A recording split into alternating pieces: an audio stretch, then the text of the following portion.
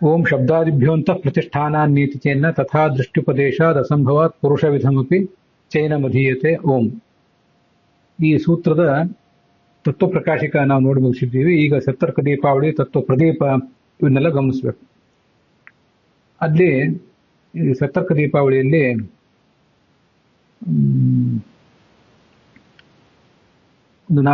ಒಂದು ನಾಲ್ಕಾರು ವಾಕ್ಯಗಳಾದ ಮೇಲೆ ಅರಂ ಅತ್ಯನ್ನಮಿತ್ಯರ್ಥ ಅಂತ ಬರೆದಿದ್ದಾರೆ. ಅದಾದ್ಮೇಲೆ ಕೋನ ಆತ್ಮ ಕಿಂ ಬ್ರಹ್ಮೇತ್ಯುಪಕ್ರಮ್ಯ ನಿರೂಪ್ಯಮಾಣತ್ವಾತ್ ಅಯಂ ವೈಶ್ವಾನರೋ ವಿಷ್ಣುರೇವ ನ ಅಗ್ನಿ ಅಂತ ಈ ವಾಕ್ಯ ಇದೆ. ಅಲ್ಲಿ ಅರಂ ಅತ್ಯನ್ನಮಿತ್ಯರ್ಥ ಅಂತ ಹೀಗಿದೆ. ಅಲ್ಲಿ ಅದು ಏನಂತ ನಮ್ಗೆ ಅರ್ಥ ಆಗಲಿಲ್ಲ. ಅರ ಅನ್ನೋ ಶಬ್ದಕ್ಕೆ ಅತ್ಯನ್ನ ಅಂತ ಅರ್ಥ ಏನು ಹೇಳಿದಾರೆ ಅವರು? ಅರ ಅಂಥೇಳಿ ಮೂಲ ಭಾಷ್ಯದಲ್ಲಿ, ಆಚಾರ್ಯ ಬ್ರಹ್ಮಸೂತ್ರ ಭಾಷ್ಯದಲ್ಲಿ ಆತ್ಮಾರಂ ಹರಿಂ ಆರಾದ್ ಅರಂ ಉಪಾಸ್ತೆ ಅನ್ನುವಲ್ಲಿ ಅರ ಅನ್ನೋ ಶಬ್ದಕ್ಕೆ ಅತ್ಯಂತ ಅಂತ ಅರ್ಥ ಹೇಳಬೇಕಾದದ್ದು ಅದೇನೋ ತಪ್ಪು ಮುದ್ರಿತ ಆಗಿ ಅರಂ ಅತ್ಯಂತಂ ಆಗಬೇಕಾದದ್ದು ಅತ್ಯನ್ನಂ ಅಂತಾಗಿದೆಯೋ ಅಂತ ಹೀಗೆ ನನಗೊಂದು ಸಂಶಯ ಇದೆ. ಆದ್ರಿಂದ ಅರಂ ಅತ್ಯನ್ನಂ ಅಂತ ಅನ್ನೋದ್ರ ಬಗ್ಗೆ ನೀವು ಗುರ್ತು ಮಾಡ್ಕೊಂಡಿರಿ. ಮುಂದೆ ಯಾರಿಗಾದ್ರೂ ಎಲ್ಲಿಯಾದ್ರೂ ಗೊತ್ತಾದ್ರೆ ಅದನ್ನ ಅವರು ಹೇಳ್ಬಹುದು. ಯಾಕೆಂದ್ರೆ ಅದೆಲ್ಲವೂ ಮಹೋಪನಿಷತ್ತಿನ ವಾಕ್ಯ. ಆ ಮಹೋಪನಿಷತ್ತಿನ ವಾಕ್ಯದ ಅರ್ಥ ಹೇಳಿ ಹೊರಟಿದ್ದಾರೆ ಪದ್ಮನಾಭ ತೀರ್ಥರು. ಅತಃ ಇಮಮಾತ್ಮಾನಂ ಇತ್ಯಾದಿ ಮಹೋಪನಿಷದ್ ವಾಕ್ಯೆ ಅಂತ ಪ್ರಾರಂಭಿಸಿದ್ದಾರೆ. ವನ್ಯಾದಿ ಪ್ರಾಪಕ ಶಬ್ದಾದಿ ಲಿಂಗ ಅಭಾವಾತ್ ಅರಂ ಅತ್ಯನ್ನಮಿತ್ಯರ್ಥ ಅಂತ ಈಗ ಬರೆದಿದ್ದಾರೆ. ಪ್ರಾಯ ಅದು ಅತ್ಯಂತಂ.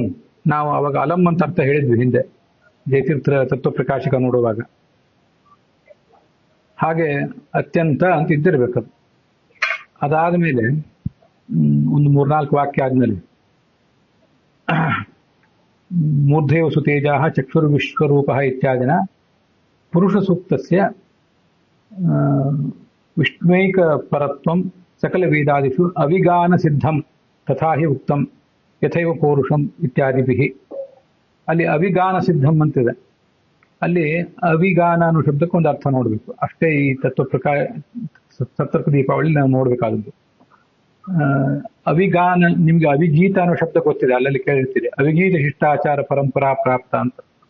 ಶಿಷ್ಟಾಚಾರದಿಂದ ಬಂದಿದೆ ಯಾವುದೋ ಒಂದು ಸಂಗತಿ, ನಾವು ಅದನ್ನೆಲ್ಲ ಕೇಳಿ ಬಲ್ಲೆವು ಅಂತ ಅದರ ಅರ್ಥ. ಅವಿಗೀತ ಅನ್ನೋದು ಗಾನೆ ಧಾತುವಿನ ಗೈ ಶಬ್ದ ಧಾತುವಿನ ತ ಪ್ರತ್ಯಯ, ಅದಕ್ಕೆ ವಿ ಅಂತ ಉಪಸರ್ಗ.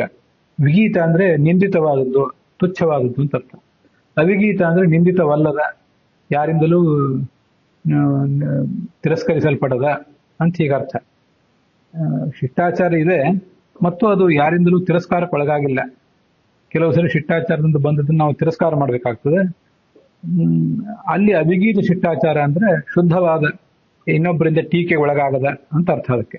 ಹಾಗೆ ಇಲ್ಲಿಯೂ ಕೂಡ ಸಕಲ ವೇದ ಇತಿಹಾಸಾದಿಷು ಅವಿಗಾನ ಸಿದ್ಧಂ. ಟೀಕೆ, ವಿಮರ್ಶೆ ಅಥವಾ ವಿವಾದ ವಿಗಾನ ಅಂದ್ರೆ. ಅವಿಗಾನ ಅಂದ್ರೆ ಅಂಥದ್ದು ಏನೂ ಇಲ್ಲದೇನೆ ಒಮ್ಮತದಿಂದ ಸಿದ್ಧವಾದದ್ದು ಅಂತ ಅದಕ್ಕೆ ಅರ್ಥ.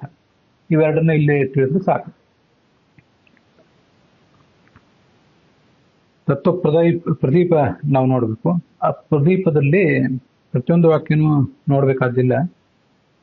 4ನೇ ವಾಕ್ಯದಲ್ಲಿ ಪೃಥಿವ್ಯಾಹ ಅರಂ ಅರತಿಂ ಅಂತಂ ಅಂತ ಹೀಗೆ ಅರ್ಥ ಬರೆದಿದ್ದಾರೆ. ಅರತಿಂ ಅಂದ್ರೆ ಅಂತ ಅರ್ಥ. ಅರಂ ತತಿ ಏನ ಸಹ ಅರತಿ ಪಾದ ಇತ್ಯರ್ಥ. ಮೂರ್ಧಾನಂ ದಿವೋ ಅರತಿಂ ಪೃಥಿವ್ಯಾಂ ಅಂತಿದೆಯಲ್ಲ, ಅರತಿ ಅಂದ್ರೆ ಗಮನಕ್ಕೆ ಸಾಧನವಾದದ್ದು, ಪಾದ ಅಂತ ಅರ್ಥ ಯತೀರ್ಥ ಹೇಳಿದ್ದಾರೆ. ಇವರು ಅರತಿ ಅಂದ್ರೆ ಅಂತ ಅರ್ಥ ಹೇಳಿದ್ದಾರೆ. ಅರಂ ತತಿ ಏನ ಸಹ ಅರತಿ ಪಾದ ಇತ್ಯರ್ಥ. ಅಂತವನ್ನ ಮುಟ್ಟಿದ್ದು ಅಂತ ಹೀಗೆ ಅರ್ಥ ಅವ್ರು ಹೇಳಿದಂತೆ ಕಾಣಿಸ್ತದೆ. ನಮ್ಮ ಪಾದ ಅನ್ನೋದು ನಾವು ಎಲ್ಲಿ ಹೋಗ್ಲಿಕ್ಕೆ ತಯಾರಾಗಿರ್ತೇವಲ್ಲ ಆ ಅಂತವನ್ನು ಹೋಗಿ ಮುಟ್ಟುತ್ತದೆ. ಅರಂ ತತಿ ಏನ ಸಹ ಅಂತ ಹೀಗೆ ಅದಕ್ಕೆ ಅರ್ಥ ಕಾಣಿಸ್ತದೆ. ನನಗೆ ಹಿಂದೆ ಅರ್ಥ ಕೇಳಿದ್ದೆ, ಆದ್ರೆ ಈಗ ಯಾಕೊಂದು ನೆನಪಿಗೆ ಬರ್ತಿಲ್ಲ. ಇಷ್ಟು ಒಂದು ಅಸ್ಪಷ್ಟವಾಗಿ ನೆನಪಿದ್ವಿ ಅಂತ ಹೇಳಿದ್ದೀನಿ. ಪಾದ ಅಂತಾನೆ ಅರ್ಥ, ಅದಕ್ಕೆ ಅರ್ಥ ಮಾಡ್ಕೊಳ್ಳೋದು ಹೇಗೆ ಅಂತ ಅದನ್ನಷ್ಟೇ ಸ್ವಲ್ಪ ವ್ಯತ್ಯಾಸ.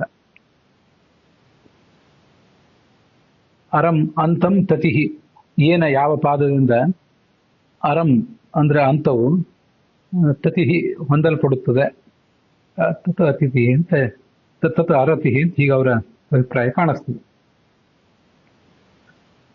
ಆ ಸಮಂತಾತ್ ವ್ಯಂಜಯಾಂಚಕ್ರು ಅಜ್ಞಾದಿ ದೇವಾಹ. ಆ ಜನಯಂತ ಅಂತಿದೆ. ಆ ಜನಯಂತ ಅನ್ನೋಲ್ಲಿ ಆ ಜನಯಂತ ಅಂತಂದ್ರೆ ಅವರು ಹುಟ್ಟಿದ್ರು ಅಂತ ಅರ್ಥ ಅಲ್ಲ, ಆ ಭಗವಂತನ ಆ ರೂಪವನ್ನು ಅವ್ರು ವ್ಯಕ್ತ ಮಾಡ್ಕೊಂಡ್ರು ಅಂತ ಅದರ ಅರ್ಥ. ಅದು ತತ್ವ ಪ್ರದೀಪದಲ್ಲಿ 5ನೇ ವಾಕ್ಯದಲ್ಲಿದೆ, ಅದನ್ನ ಗಮನಿಸಬೇಕು. ಅಲ್ಲಿವರೆಗೆ ಮತ್ತು ಉಳಿದ ವಾಕ್ಯಗಳೆಲ್ಲವನ್ನೂ ನಾವು ಗಮನಿಸಬೇಕಾದ್ದೇನಿಲ್ಲ. ತತ್ವ ಪ್ರದೀಪದಲ್ಲಿ ಮುಂದಿನ ಪುಟದಲ್ಲಿ ಆ ಬೇರೆ ಬೇರೆ ವಾಕ್ಯದ ಅರ್ಥಗಳನ್ನು ಅವ್ರು ಹೇಳಿದರು. ಹಾಗೆ ಛಾಂದೋಗ್ಯ ಭಾಷ್ಯದ ಒಂದು 4-6 ಶ್ಲೋಕಗಳನ್ನು ಕೂಡ ಅವರು ವಿವರಿಸಿದ್ದಾರೆ. ಅದರಲ್ಲಿ ಕೆಲವನ್ನ ನಾವೀಗ ನೋಡಬೇಕು. ಅವರು ಅಲ್ಲಲ್ಲಿ ವಾಜಸನೀಯಕ್ಕೆ ಏನು ಶಬ್ದ ಪ್ರಯೋಗ ಮಾಡಿದ್ದಾರೆ ತ್ರಿವಿಕ್ರಮ ಪಂಡಿತರು. ತತ್ವ ಪ್ರದೀಪದ 2ನೇ ವಾಕ್ಯದಲ್ಲಿ ಅಯಂ ಅಗ್ನಿ ವೈಶ್ವಾನರಃ ಯೋಜಮಂತಃ ಪುರುಷೇ ಇತಿ ವಾಜಸನೀಯಕ್ಕೆ ಅಂತಿದೆ. ಆಮೇಲೆ 4-5 ವಾಕ್ಯದ ನಂತರ ಏನಿದ ಮನ್ನಂ ಪಚ್ಯತೆ ಯದಿದ ಮಧ್ಯತೆ ಇತಿ ವಾಜಸನೀಯಕ್ಕೆ ಅಂತಿದೆ. ಅದೆಲ್ಲ ವಾಜಸನೀಯಕ್ಕೆ ಅಂತ ಹಿಂದೆ ಹೇಳಿದ್ದೆ, ಇನ್ನೊಂದ್ಸರಿ ಅದನ್ನ ನೆನಪು ಮಾಡ್ಕೊಳ್ಳಿ. ಅದಕ್ಕೆಲ್ಲದಕ್ಕೂ ಬೃಹದಾರಣಿಕ ಉಪನಿಷತ್ತು ಅಂತ ಅರ್ಥ. ಶುಕ್ಲ ಯಜುರ್ವೇದಕ್ಕೆ ಸಂಬಂಧಪಟ್ಟ ಬೃಹದಾರಣಿಕ ಅಂತ ಅದರ ಅರ್ಥ. ಪಾಚಕತ್ವೇನ ಅಂತಃ ಪ್ರತಿಷ್ಠಾನಂ, ಎಲ್ಲ ಆಹಾರವನ್ನು ಪಚನ ಮಾಡ್ತಾ ಒಳಗೆ ಇರುವವನು ಅಂತ ಅರ್ಥ. ಸರ್ವಕರ್ಮ, ಅಲ್ಲಿ ಮಹೋಪನಿಷತ್ನಲ್ಲಿ ಅವನ ಬಗ್ಗೆ ಸರ್ವಕರ್ಮ, ಸರ್ವಲಿಂಗ, ಸರ್ವಗುಣ, ಸರ್ವಕಾಮ ಅಂತ ಹೀಗೆಲ್ಲ ಬಂದಿದೆ. ಅಲ್ಲಿ ಸರ್ವಕರ್ಮ ಅಂದ್ರೆ ಎಲ್ಲಾ ಕೆಲಸಗಳನ್ನು ಮಾಡುವವನು. ದೂರದ ಕೆಲಸ, ಸಮೀಪದ ಕೆಲಸ, ಪ್ರಾಣಿಗಳ ಕೆಲಸ, ಪಕ್ಷಿಗಳದು, ಮನುಷ್ಯರದು, ಸಾತ್ವಿಕರದು, ರಾಜಸರು, ತಾಮಸರದು ಎಲ್ಲರದು ಕೆಲಸ ಮಾಡುವವನು.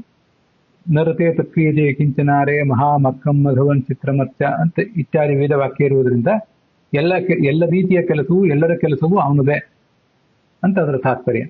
ಮುಂದೆ ಸರ್ವಲಿಂಗ ಅಂತಿದೆ. ಸರ್ವಲಿಂಗ ಅಂದ್ರೆ, ಲಿಂಗ ಅಂದ್ರೆ ಆಯಾ ಬೇರೆ ಬೇರೆ ಶಬ್ದಗಳಿಂದ ಪ್ರತಿಪಾದ್ಯವಾಗುವ ಪ್ರವೃತ್ತಿ ನಿಮಿತ್ತ.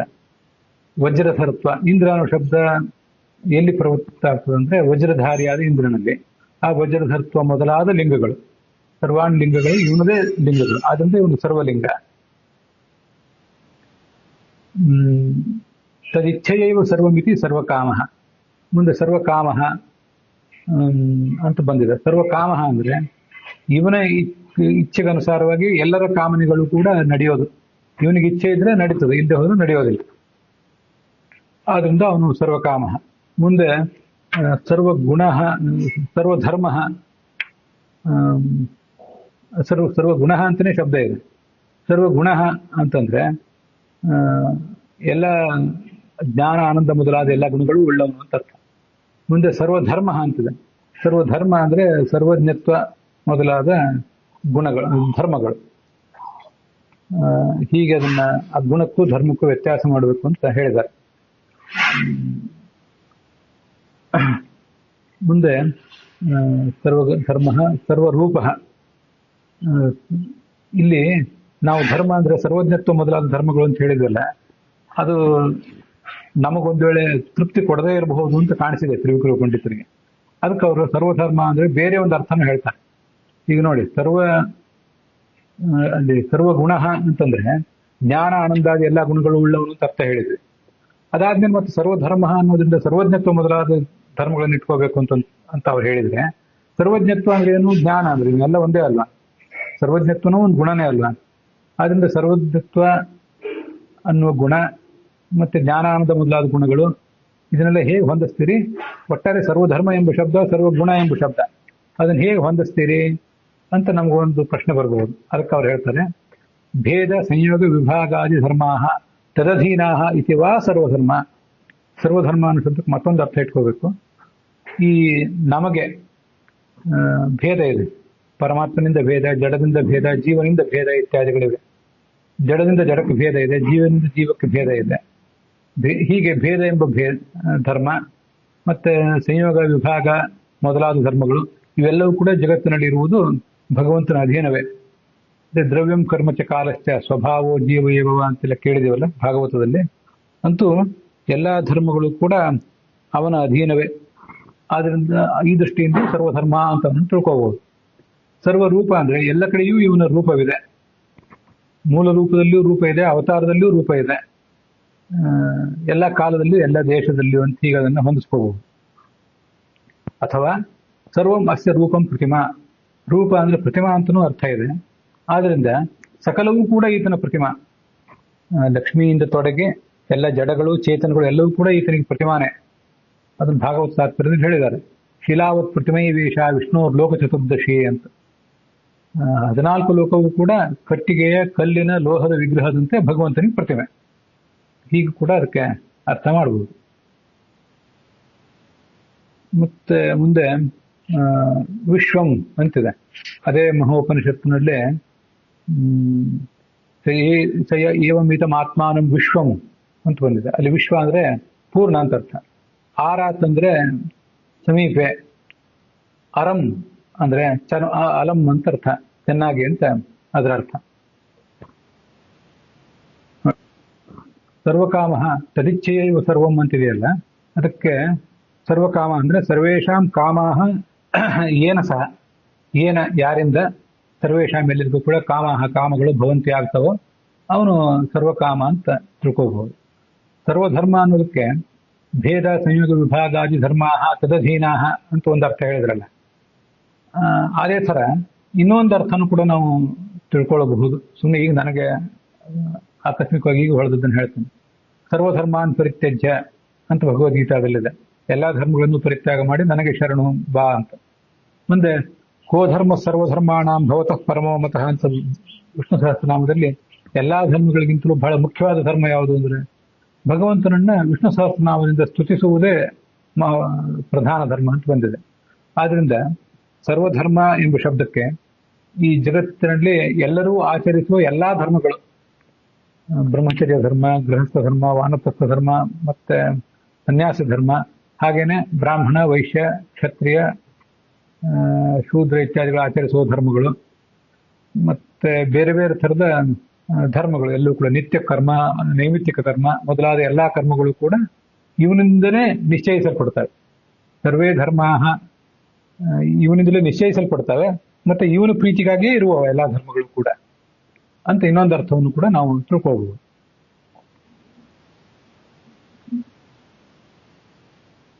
ಅಲ್ಲಿಗೆ ಇವತ್ತಿನ ಈ ಭಾಗ ಸಮಾಪ್ತ ಆಗಿದೆ.